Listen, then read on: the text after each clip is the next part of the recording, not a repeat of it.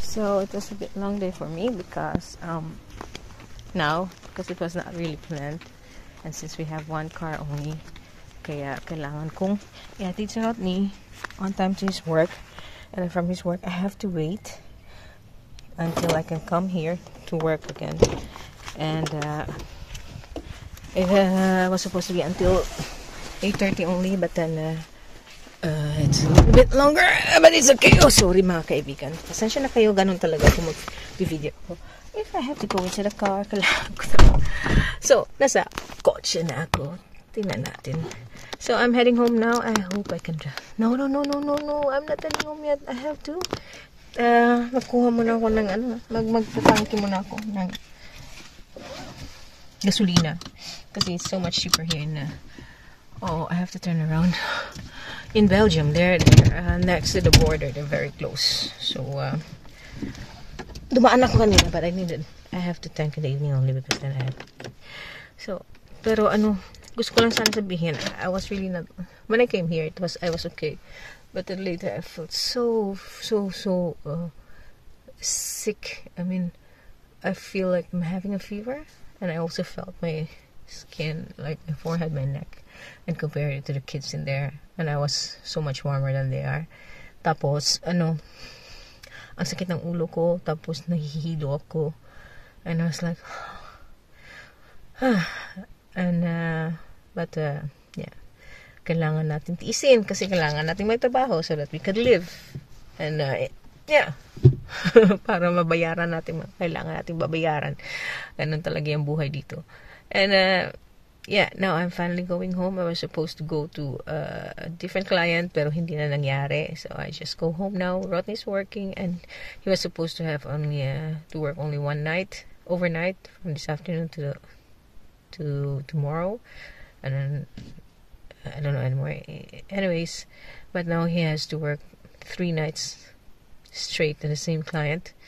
So I don't think he'll be able to go home. So yep. He asked me actually na dalhin ko daw yung mattress sa kanya, but it will be very kawawa kasi hindi yan makakatulog kung ano-ano lang yung bed. Simple lang kasi yung bed. Not only him, the other workers also, they were also like, oh, you cannot sleep on that mattress kasi yung likod nga ni Rodney, ang tagal na niya, noon medyo bata pa siya, masakit na talaga yan, so he has to be very careful. He can sleep in a wooden bed or a very thin mattress in sa Pilipinas noon, sa Indonesia, but eventually sasakit yung likod niya, and some mattresses sasakit talaga yung likod niya, isang beses pa lang, ilang oras lang, or even ilang minuto lang yung nakahiga siya doon, sasakit na talaga yung bed niya. So that's why. Pero now I have to go. I have to start the car, and I have to leave you first, and maybe I'll show you when I tank the car. I hope it's not busy there kasi ang dami kasing Dutch, kasi it's just across the border. Ang dami kasing Dutch na nagagasolina doon. Okay, see you later. If you search your soul, there's no need for pretending. We got something I wanna talk about now tonight. Pasensya na kayo mga kaibigan, I couldn't show you because some people are already waiting because I was struggling at first and I took the wrong pump. Maling gasolina, tapos later yan, ang dami ng tao nag-antay. Drive muna ako kasi kailangan ko umuwi. And ingat muna tayo mga kaibigan because I have had my share of accident as you have seen. Hindi ko siguro nakita yun kasi nawala yung files namin, kasi nawala yung folder ng where we na-save yung mga files namin. So that's probably it. Nadisgrasya kasi ako, nasira ko talaga yung kotse, so that's why we only have one car right now. And I'm going back to 3, 4. Oh, this is bad, and I need to pull this back to put it to 0. I don't know anymore. Pero I cannot do everything together, I cannot multitask. They say women can do that. Not me. Yung asawa ko magaling mag-multitasking. And I also wanted to put on my music, but ayaw niya mag-connect. So I have no time, or I don't want to lose my concentration kapag I'm fixing the music tapos nagda-drive ako. Kasi then I don't want to hassle the people behind me because this is a 80 km/h road and I am only driving, I don't know, 50.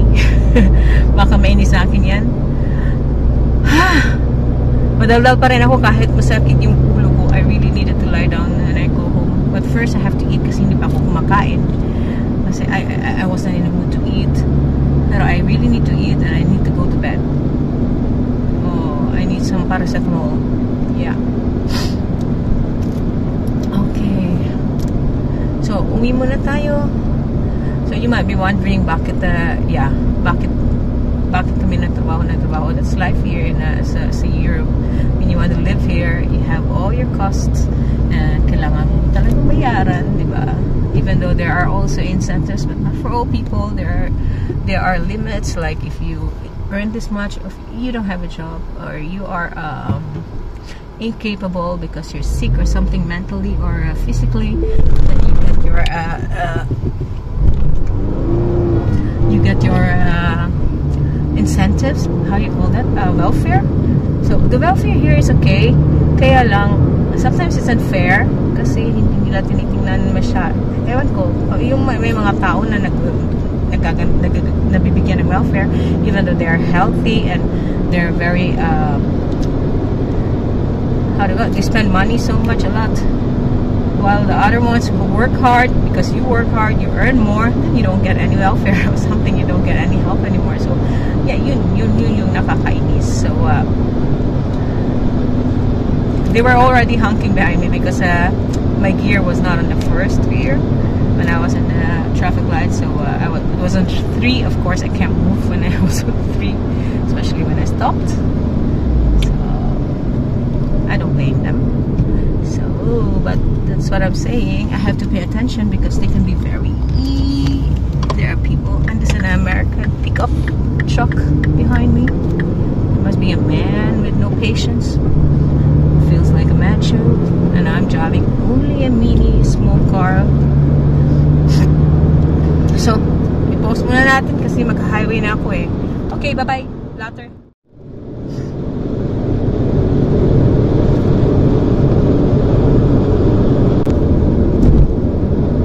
Okay, let's just take it easy now. You can drive here 100 km/h. This is our highway. Tapos hindi ko naman talaga kailangan mag-overtake kasi I'm going home anyway. Won't be late for something. Oh, I'm filming again kasi ipakikita ko sana sa inyo kung saan ako na-disgrasya. Medyo malayo pa. I think around 5 km. Yeah, for the exit. Kasi na-disgrasya ako sa exit namin. I was really like almost there. Kasalanan ko kasi hindi ako I don't know. I was like, I couldn't remember why I did such thing. So nabangga ako sa may truck.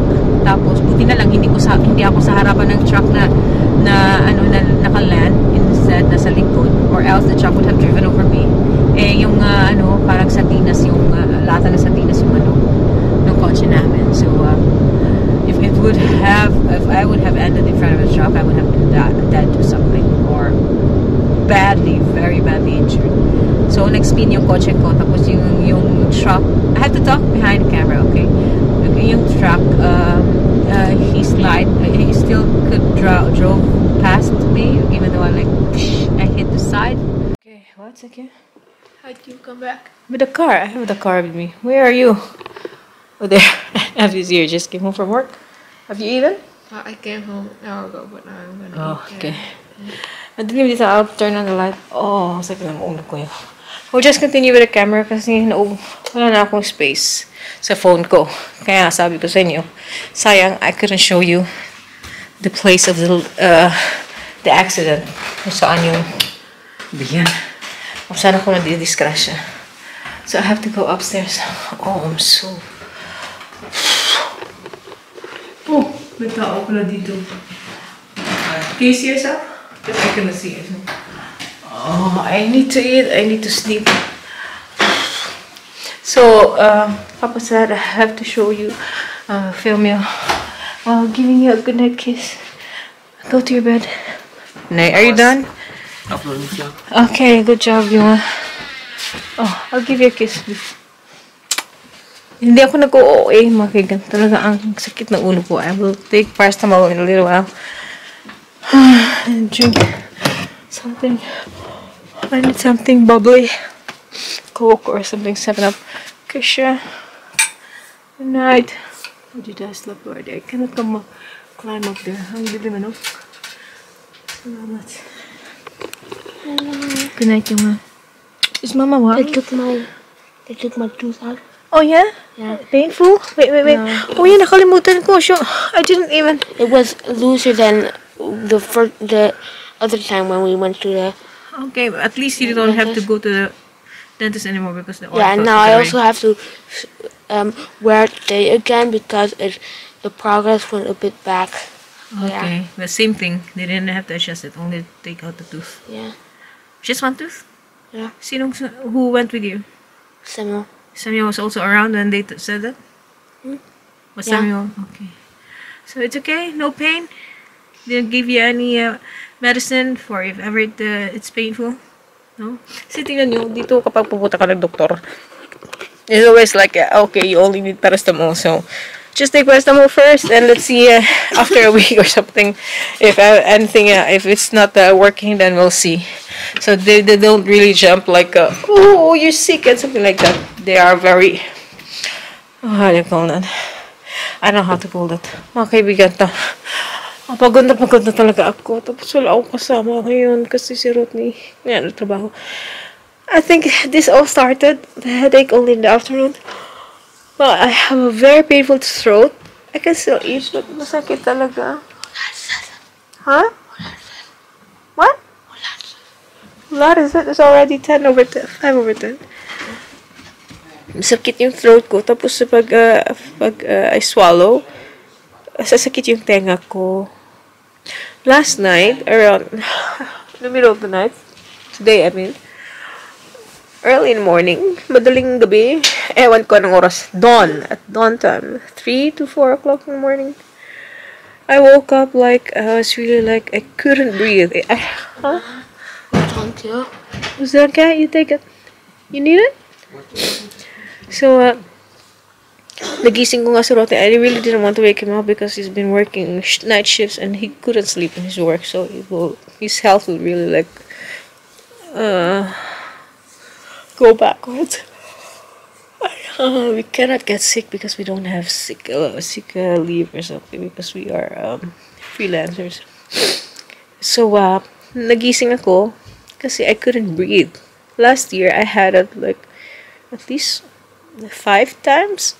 I forgot which, I think that was when I nagtatrabaho pa ako sa restaurant, sa Italian.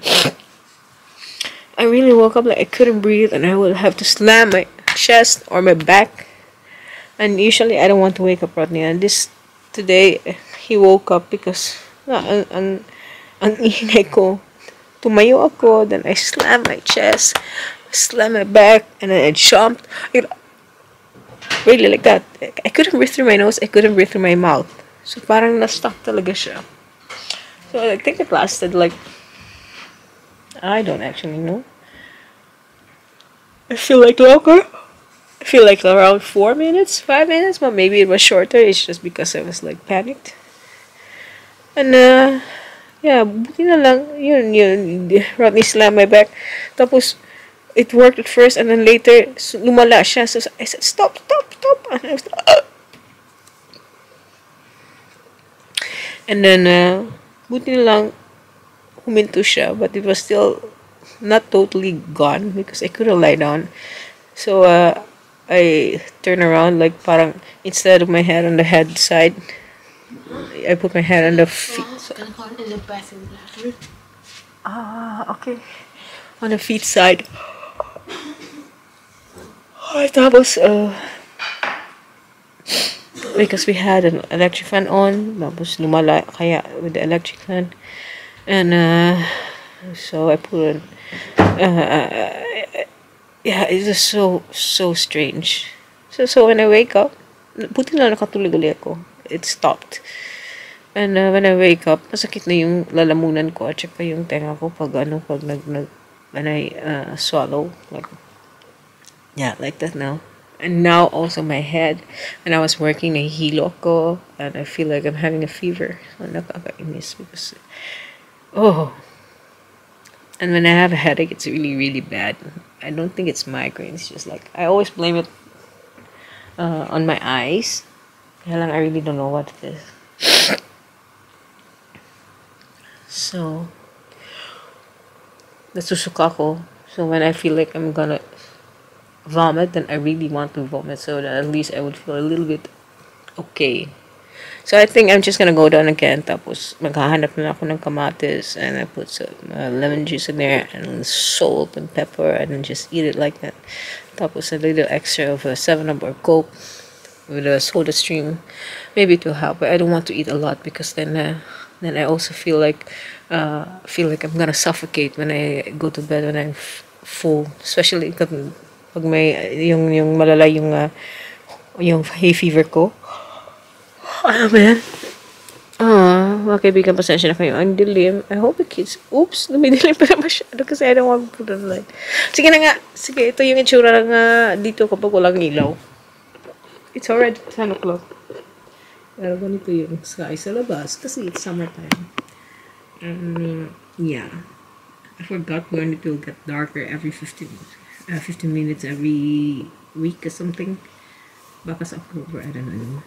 Okay, see you later. Salamat sa papanood. Salamat sa pagsusuporta. Salamat. It really, really, really encourages and helps us a lot. Hopefully, we could gain back all our subscribers from before. I mean, at least as much as that and even more. So, hindi kami sumisip-sip. So, we only want, like, we're making videos for ourselves, for memories. Talaga, mainly for memories kasi kung tinitingnan namin yung mga vlogs namin, naalala namin yung mga panahon na yun, tapos yeah, it's really fun. I mean, before you only have pictures.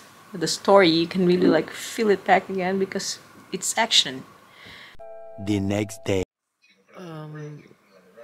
Good day, guys. So depressing na naman yung pagsasalita ko. Hindi naman talaga depressing. I just don't feel well. So just like I filmed yesterday, the last thing I did was nasa bed na ako. Tapos madilim yung kwarto. Ayaw kasi buksan yung ilaw kasi my head was aching so badly. And I fell asleep. Not even changed my clothes. I even went to the toilet. I even brushed my teeth. Kasi nga ang sakit talaga ng ulo ko. So I lay down while filming as well. And before that, si Baro dumaan, sabi ko, can you get me a kamatis, tomato, at saka salt. And maybe a little bit of cola. Just to relieve from something. Yeah, that's what I really usually eat and drink when I don't feel well, when I'm nauseated. Tapos, yun nga, dizzy kasi ako kahapon, hilo ko. And I have a headache, and my throat was aching, my ears was aching. So, yeah, and I fell asleep. Baru set the tomato with and the salt and the cola he put on the floor, and he put it in here. And I was still awake when he did that, but then I fell asleep. So I woke up, yung asin nasa bed na nagulat ako. So and I've been in bed the whole day. I went out, of course, napunta ko ng toilet. Kumain ako ng konti. Kaya lang, hindi talaga okay. So, pasensya na kayo, medyo slow yun. Yung ginagawa ko, nanonood na lang ako ng homework movie on my own because we usually only watch homework for Christmas movies, but then I don't want to spoil it for the kids na manonood na ako ang aga pa. July pa kaya. And today, Rocky is still at his work, as I said. Kasi tapos, sabi na, tsaka si Mariah nag-work din, at tsaka si Baro, he just went. Or he's going. think it's still going in 10 minutes. So, yeah. Salamat mga kaibigan sa pagsusuporta, sa sa pagpapanood, and thank you for liking our videos if you do like them. So, yeah. If you have enjoyed our vlogs and videos, please like, subscribe, comment down below, and tapos hit the bell and share. Tapos kung hindi pa kayo napag-subscribe, dito yun. At tapos may dalawang videos dito sa itaas na makikita niyo. Just check it out. Salamat! Bye-bye.